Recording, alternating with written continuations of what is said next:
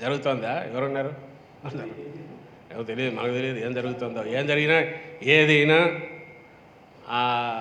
ఇంతకుముందు ఒకసారి చెప్పినట్టున్నా, ఈయన తెలియకుండానే పెంచుతూ పోయిన దాంట్లో చంద్రబాబు నాయుడు పవన్ కళ్యాణ్కు 40-50 ఇవ్వకపోతే ఆయన బలం ఇంతని ఊహించుకునే వాళ్ళు నిరాశపడుతున్నారు. అది బ్యాక్లాష్ వస్తుంది, అది కొడుతుంది. ఇది వాళ్ళు చేసుకున్నదే. ఆయనకు 24 ఇస్తే ఇంతేనా అని ఉంది. కొన్ని ఆయన ముఖ్యమంత్రి అవుతాడు అనుకున్న వాళ్ళకు ఇంకా కాడనేది దాంతో అర్థమైంది. ఆ రకంగా వాళ్ళు నిరాశపడినారు.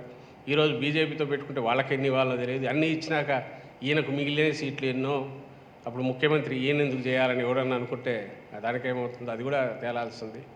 యథావాత తనకున్న ఏదైతే మ్యానిపులేటివ్ స్కిల్స్ ఉన్నాయో దేన్నైనా తిమ్మిని బొమ్మిని చేయగలనే తనకున్న విశ్వాసం, దాంతో తను వ్యవహరించే తీరు, ఇది ఏదైనా సేవ్ చేస్తే కన్విన్స్ చేసుకొని తన నాయకత్వంలోనే వీళ్ళందరినీ కూడగట్టుకొని ఎమ్మెల్యేలు ఎవరైనా సరే తన ఏదో రేపు కావాలని ఆయన ప్రయత్నం.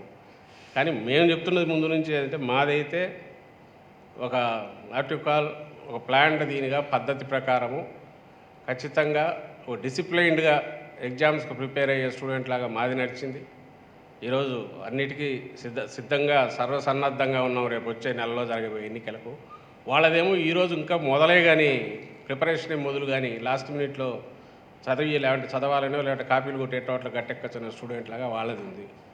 ఇంక వాళ్ళది చూడాల్సింది వాళ్ళది, మీరు రాసుకోవాల్సింది వాళ్ళ న్యూస్ ఎక్కువ వస్తుంటుంది రోజు. వాళ్ళ టికెట్ల పంచాయతీ కానీ, సీట్ల పంపకాలు కానీ, దాని అభ్యర్థుల ఎంపిక కానీ, అసలు అభ్యర్థులే లేని ఇవి ఉన్నాయి. అలాగే అభ్యర్థులు వాళ్ళు పెడితే యూత్లు ఎవరు తిరుగుబాటు చేయడం ఉండొచ్చు. ఈ రకరకాలంతా మీకు వార్తలు అక్కడ దొరుకుతాయి. వచ్చే ఇదంతా చేస్తే నెల రోజులు కూడా టైం లేదు. లెటస్ సి అదంతా ఎట్లా ఎండ్ అవుతుందో, ఎట్లా ఇది అవుతుంది అనేది వాళ్ళ వైపు అంతా ఆసక్తికరంగా అక్కడే ఉంది కదా. Let us see that.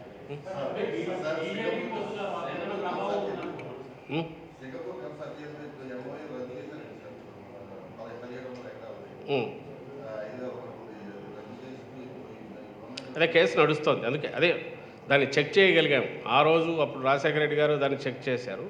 ఈరోజు దీన్ని చెక్ చేయగలిగాము. ఈసారి ఏంటంటే కేసు కూడా పెట్టి ప్రొసీడ్ అవుతున్నాం. అప్పుడేమో ఆయన చెక్ అయిపోయింది, ఏం కాలేదు కదా అని ఔదార్యం చూపించారు ఆ కాలంలో 20 ఏళ్ల క్రితం.